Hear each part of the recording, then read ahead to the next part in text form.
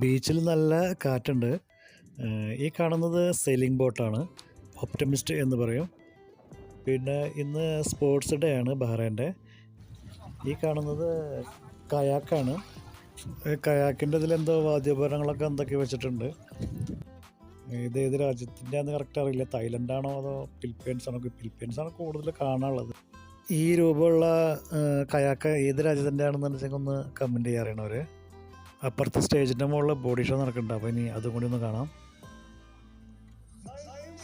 അത് കഴിഞ്ഞ് വരുമ്പോൾ ഇവരെന്നെ കണ്ടു. അപ്പോൾ ഇവർക്കൊരു ഹായും കൊടുത്ത്